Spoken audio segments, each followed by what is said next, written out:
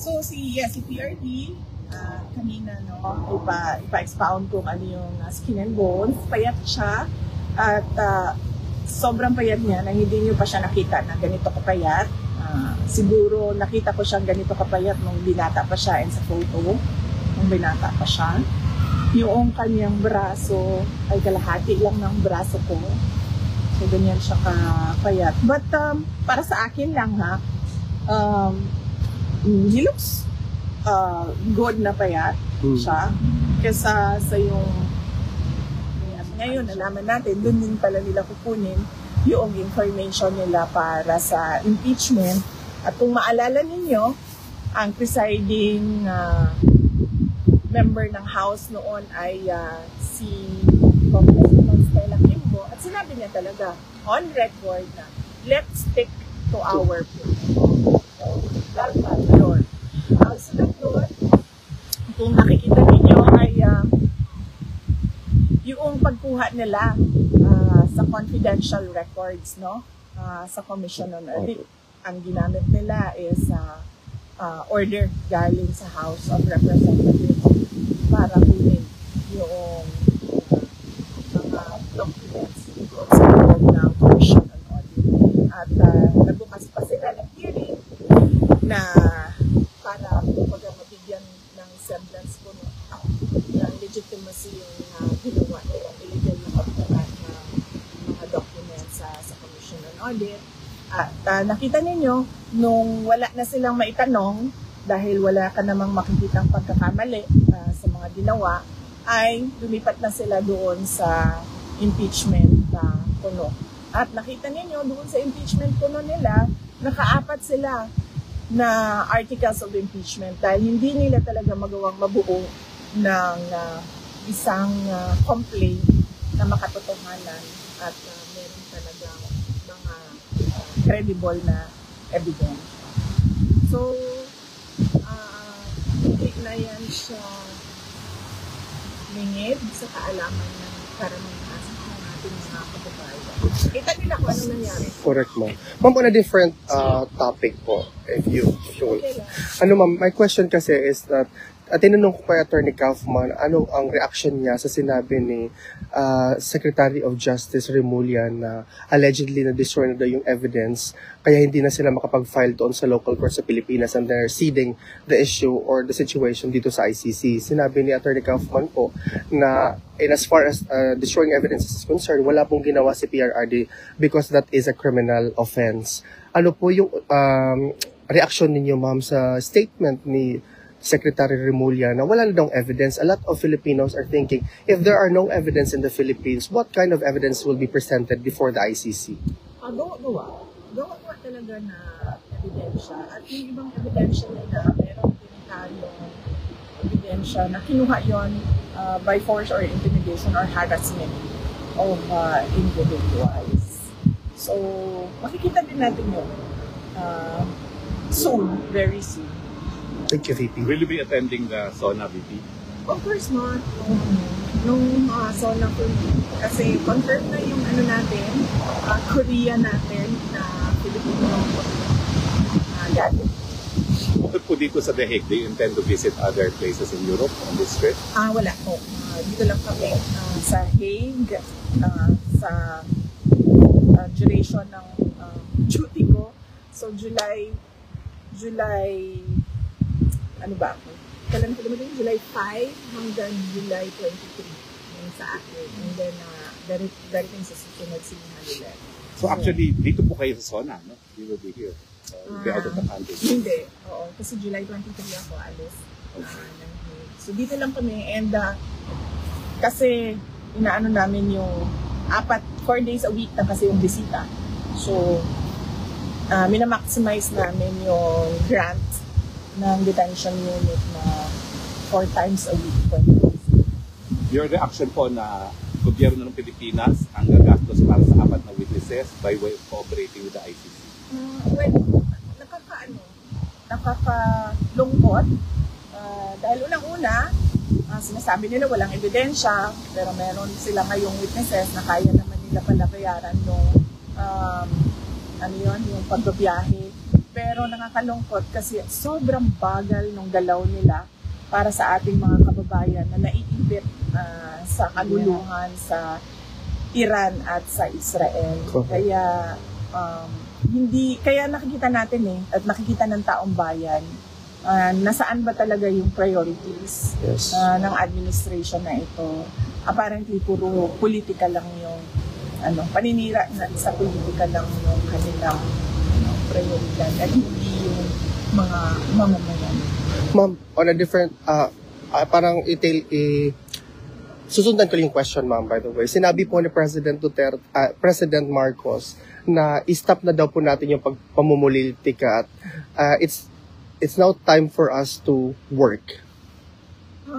Siguro tumingin siya sa salamin, no? Pag sinasabi niya yung stop na ang pamumulitika kasi sila yung namumulitika. Ang ginagawa lang namin lahat ay sumasagot kami, di ba? Attorney Harry Roque, ikaw isang biktima ka din. Dahil you are known to be an ally and a very close lawyer of President Duterte. So, wala naman kami ginagawang atake. Ang sa amin lahat ay sagot at depensa. So, sila ang tumigil. At sila yung nasa administrasyon, sila yung tumigil, at sila yung tumutok sa kung ano yung dapat na ibigay para sa taong bayan.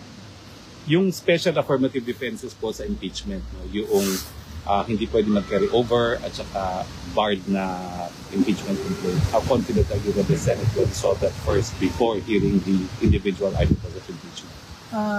Paniwala ko naman, madami sa kanila ang abogado doon and syempre yung iba ay supported by lawyers as well. Unahin muna nila yun pag-desisyon doon sa question na related to court complaints is yung crossover na trial from the 19th to the 20th. Yung notice of disallowance po sa fourth quarter ng confidential fund na pending appeal, wala pa pong resolution ng appeal.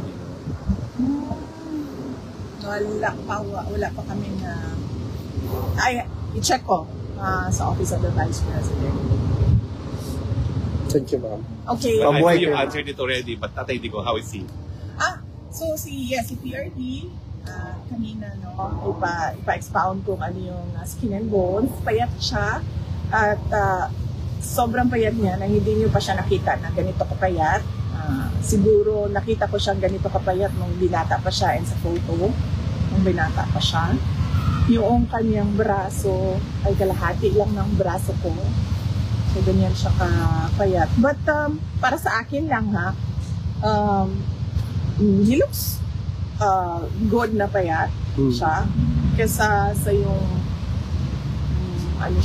malaki ang tiyan, tapos parang unhealthy tingnan at mukhang nakakatakot para sa kanyang heart. So, I like him this way, like slim. Pero nabanggit nyo yung baho sa kanya na naaabala yung mga supporters niya na mabilis ang pagpayat niya. Oo, nabanggit ka din na sa kanya sa mga naiintindihan namin yung concern. Because ang is yung pagpayat niya ay hindi naman niya kagustuhan dahil talaga yon sa appetite, loss of appetite niya, no? Siguro sa mga pangyayari and of course siguro kasi hindi traditional Filipino food yung nakasanayan.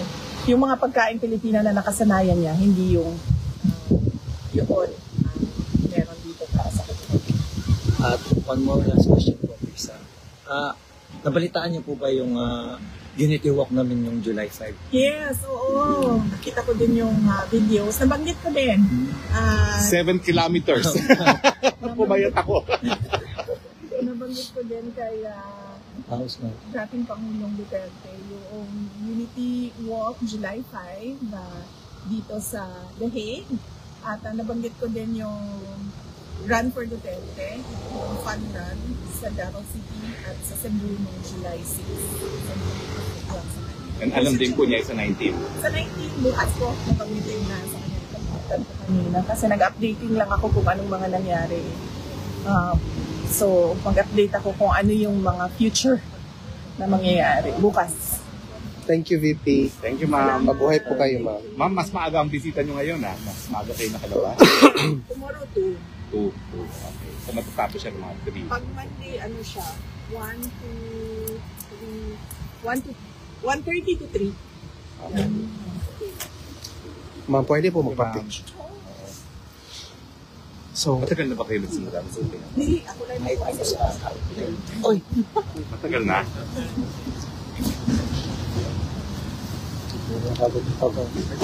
Pwede na naman. Wala kami na surprise.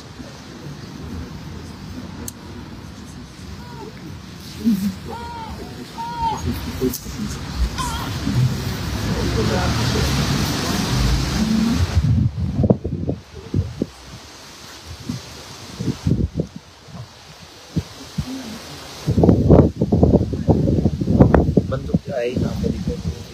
Sa sir.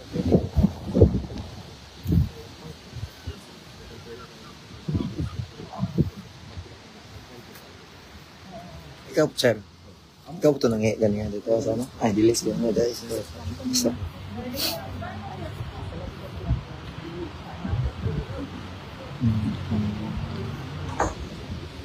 tomorrow ka magpapili na kami. Ma'am, picture ko, ma'am, tapos yun na lang.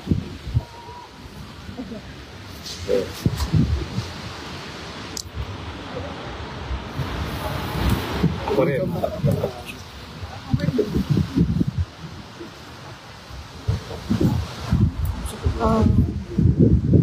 tingnan ko. My secret is your because VP is so great.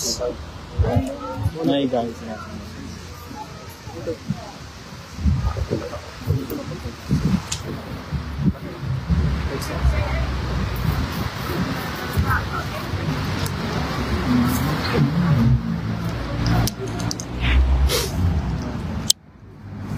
Sa mga basher ni VP, pag diliingon na yung nawong katulog na lang mo.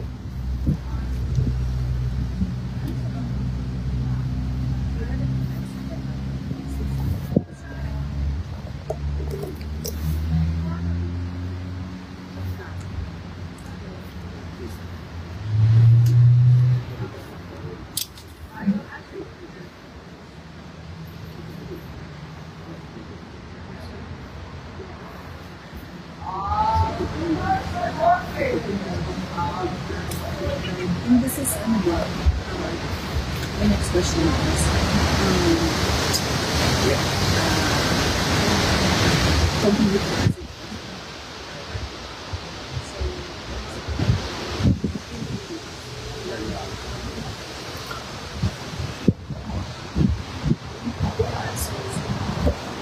Hello, AMC.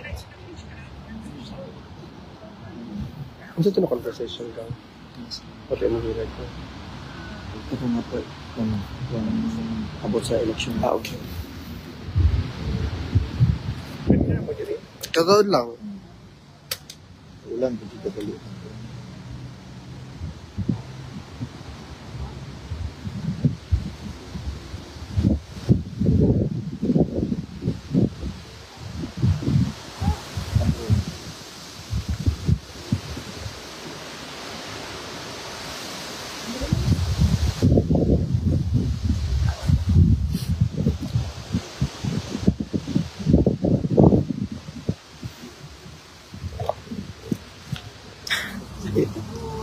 Tagilid gas.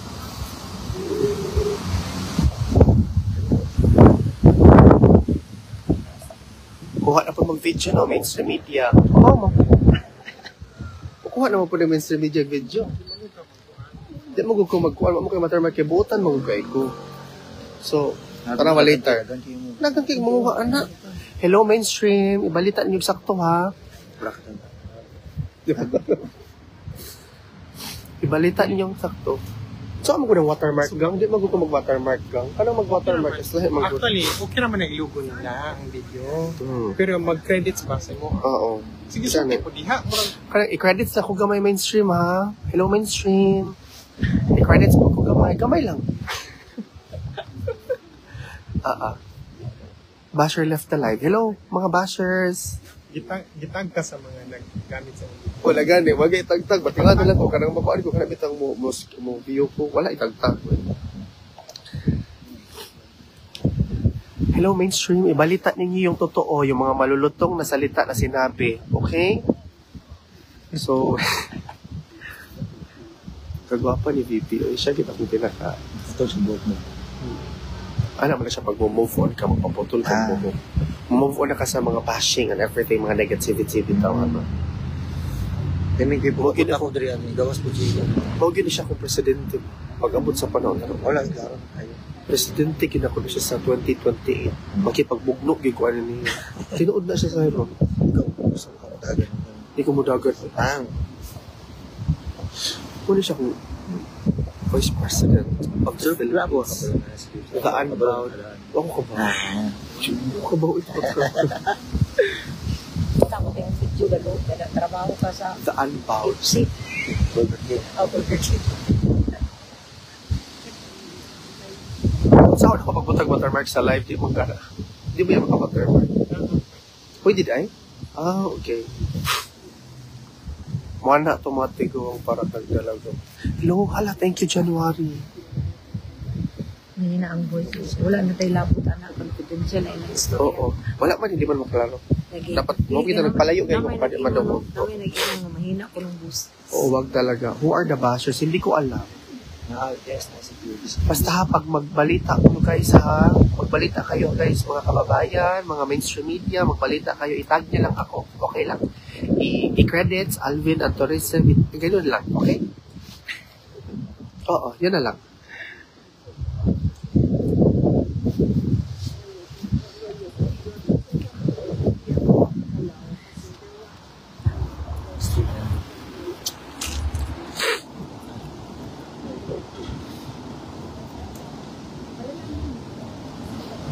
Wala siya kung Wala man din nakapicture at sana mo. Huwag na siya kung pinaka-presidente, kinako na siya ate. Mapa kayo siya, no? nakabantad. Ay, saba pa. Pero talaga. Ako ate, si Pulong si. No, si Pulong kung mag-president, okay po. Si Basta pwede. Basta Duterte lang. Basta Duterte. Basti ko guys. Basti ka ng ano. Iwat ng tatay ba? Dagan kayo iwat ng... Same ang good sila kuan. Batasan mo good sila. Nagpagupit si VP Inday para maka-move on sa mga bashers. Wala sa kayo. So yung mga video na kayo malin sa diri kayo video daw nasa na. Ata? Of course, yun na video. Okay, conversation na about how. Yung video na. Wala naman kung ang Wala, buditan mo. malayo.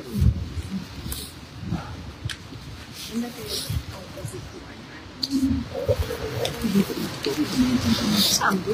Wala.